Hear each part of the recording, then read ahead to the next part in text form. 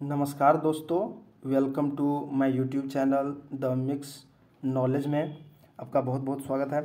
और आपको आज हम एक खुशखबरी बताने वाले हैं। जो भी बिहार एसआई के अभ्यर्थी है जो इस बार एग्ज़ाम देंगे पीटी का, उसके लिए बहुत बड़ी खुशखबरी की बात है कि एग्ज़ाम का डेट तो सबको पता चल गया है पहले से कि 26 दिसंबर से एग्ज़ाम होने वाला है।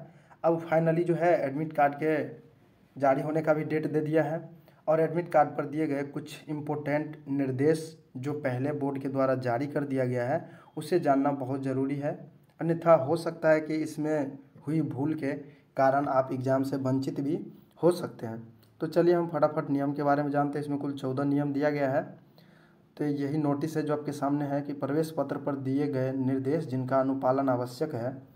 पहला नियम है, फोटो पहचान पत्र के बिना परीक्षा केंद्र में प्रवेश की अनुमति नहीं दी जाएगी।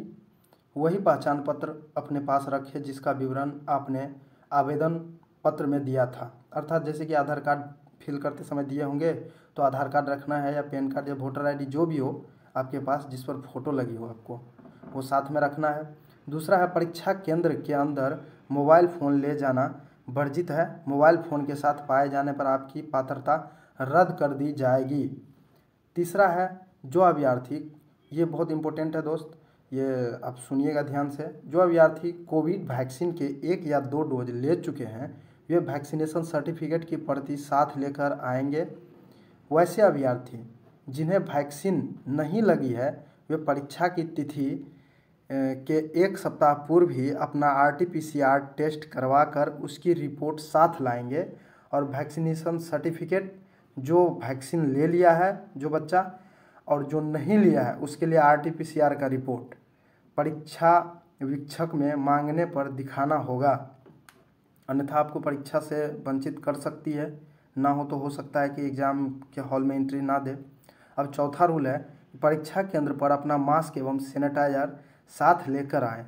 अभ्यर्थी को मास्क या सैनिटाइजर की पूर्ति परीक्षा केंद्र द्वारा नहीं की जाएगी।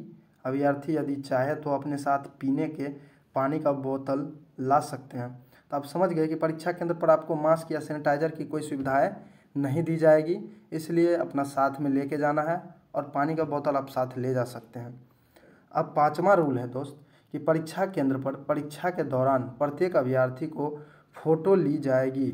फ़ोटो लेने के क्रम में अभ्यर्थी अपना मास्क हटा कर फ़ोटो खिंचवाएंगे। ध्यान रखना है कि जब फ़ोटो लेगा तो उस टाइम अपना मास्क हटा लेना है। जो अभ्यर्थी अपना फ़ोटो नहीं खिंचवाएंगे उसकी उम्मीदवारी रद्द कर दी जाएगी, ऐसा बोर्ड का निर्देश है। और छठा है, इस प्रवेश पत्र को परीक्षा के बाद भी अपने पास सुरक्षित रखना है। मुझे लगता है जितने भी अभ्यर्थी है ये एक आध एग्ज़ाम दिया होगा तो उनको सब पता होगा कि एडमिट कार्ड जो है परीक्षा के बाद रखना बहुत इंपॉर्टेंट होता है, क्योंकि आगे के जो भी प्रोसेस होता है उसमें इसकी मांग की जाती है, इसीलिए उसे अपना सुरक्षित रखना है। अब सातवां रूल है कि प्रवेश पत्र के बिना परीक्षा भवन में प्रवेश करने की अनुमति नहीं मिलेगी।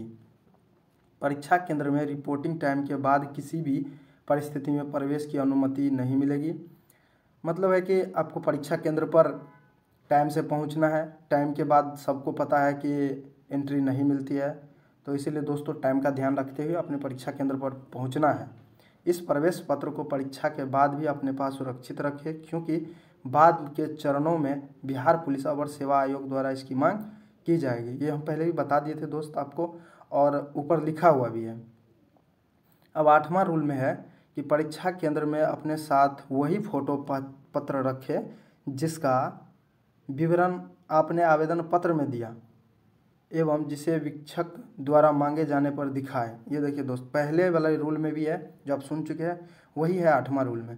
अब नौवां रूल है, प्रारूप धारण किसी अन्य व्यक्ति को अपने स्थान पर परीक्षा में बैठाना, स्वयं फर्जी नाम से अथवा किसी अन्य अभ्यर्थी के स्थान पर परीक्षा देना, परीक्षा में कदाचार, धोखाधड़ी आदि IPC के धारा 419, 468 तथा 471 के तहत दंडनीय है, जिसमें 7 वर्ष की सज़ा एवं गिरफ्तारी एवं अर्थदंड अथवा दोनों का प्रावधान है। 7 वर्ष की सज़ा भी हो सकती है, आपको गिरफ्तार तो किया ही जाएगा, और उसके बाद पैसे भी आपको भरपाई दंड के रूप में करना पड़ सकता है। परीक्षा में किसी प्रकार का कदाचार करते हुए पाए जाने पर दोषी व्यक्तियों के विरुद्ध बिहार परीक्षा संचालन अधिनियम 1981 के अंतर्गत भी उचित कार्रवाई की जाएगी। तो दोस्तों ऐसी फर्जीवाड़ों सबसे सावधान रहना है। 10वां है, किसी भी परिस्थिति में परीक्षा स्थान या केंद्र में फेरबदल मान्य नहीं है। अभ्यर्थी अपने प्रवेश पत्र में उल्लिखित परीक्षा केंद्र एवं आवंटित रोल नंबर के स्थान पर ही परीक्षा देंगे, अन्यथा आपकी उम्मीदवारी रद्द कर दी जाएगी। 11वां है, कोई भी लिखित सामग्री प्रवेश पत्र, ये ध्यान देने वाली बात है दोस्तों, कोई भी लिखित सामग्री प्रवेश पत्र पर कोई लेख, सादा कागज, clipboard, slide rule, calculator, mobile phone, Bluetooth उपकरण, digital diary, palmtop, PDF, PDA, smart watch या कोई अन्य इलेक्ट्रॉनिक उपकरण परीक्षा के केंद्र के अंदर ले जाना वर्जित है। परीक्षा के दौरान किसी भी प्रकार के इलेक्ट्रॉनिक गैजेट यानी उपकरण के साथ आप पाए गए अभ्यर्थी को परीक्षा से निष्कासित कर दिए जाएंगे एवं उसकी पात्रता रद्द कर दी जाएगी। समझ गए होंगे आप। और 12वां रूल है कि उत्तर पत्रक को भरने से पहले, ये इम्पोर्टेंट है दोस्त सभी अभ्यर्थियों के लिए, ये ध्यान रखना है क्योंकि इसमें गलत होने के कारण से हो सकता है आपका रिजल्ट भी फंस सकता है या पेंडिंग हो सकता है। तो उत्तर पत्रक को भरने से पहले OMR उत्तर पत्रक पर लिखे निर्देश को ध्यानपूर्वक पढ़ लेना है और OMR उत्तर पत्रक पर जिससे आपकी पहचान जाहिर हो ऐसा कोई भी चिन्ह न बनाए, कोई भी पन्ना पुस्तिका से अलग न करे और न कोई भी प्रश्न इधर उधर लिखे। OMR पर गोला भरने के अलावा दोस्तों अगल बगल या ऊपर नीचे कहीं भी कुछ नहीं लिखना है, कलम नहीं लगाना है, नहीं तो आप परेशानी में फंस सकते हैं। इसलिए OMR भरते समय खास ध्यान रखना है। अब 13 नंबर रूल है कि गोलों को भरने के लिए केवल काले या नीले बॉल पॉइंट पेन का प्रयोग करें। एक बार उत्तर अंकित करने के पश्चात उसे बदलने का प्रयत्न न करें क्योंकि दोबारा अंकित करने या मिटाने पर उत्तर गलत माना जाएगा तथा कंप्यूटर द्वारा उसे गलत उत्तर की तरफ प्रोसेसिंग किया जाएगा।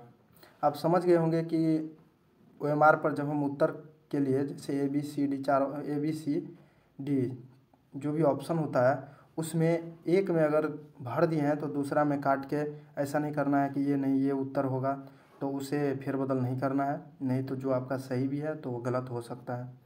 14 नंबर है, अभ्यर्थी को परीक्षा समाप्त होने से पहले तथा OMR उत्तर पत्रक व उन्हें दी गई प्रश्न पुस्तिका वीक्षक के सौंपे बिना कक्षा छोड़ने की अनुमति नहीं मिलेगी। उत्तर पत्रक व प्रश्न पुस्तिका बिहार पुलिस अवर सेवा आयोग पटना की